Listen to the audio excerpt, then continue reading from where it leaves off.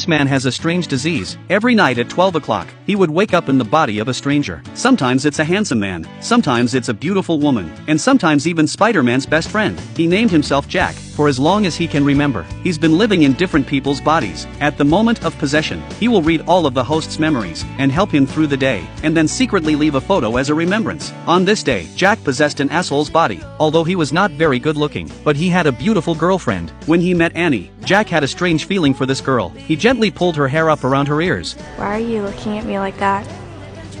Like what? Maybe it would be fun if we just went somewhere. Like after school? Or even now. Is that something we do? Well, couldn't it be?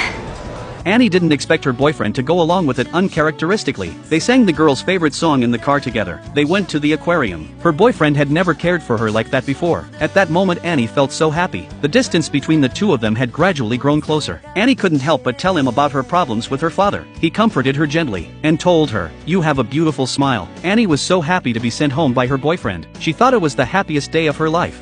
That's the nice note. Also, your mouth tastes so much better when you don't smoke. I'll try to remember that. But the next day, Annie found her boyfriend smoking cigarettes as usual. Annie was very disappointed. Then a new transfer student wanted to make friends with Annie. Annie agreed to be her friend, but she didn't expect it. This transfer student was Jack. Her boyfriend came up to her in lab class. He didn't remember anything about yesterday's date, and he complained that because he and Annie skipped class yesterday, he didn't get a lot of homework done. Annie got a little upset. Jack scolded the boy, and then he gently pulled Annie's hair up. Jack's gesture made Annie a little embarrassed, so she left the lab. The next day, Annie went to the bar with her boyfriend. She still tried to remind him of their date, so she played the song they sang in the car, but he didn't respond. Instead, a boy danced to the music. It was obvious that he was Jack. At his invitation, Annie danced with him. Then they got to talking. He pulled the girl's hair up again.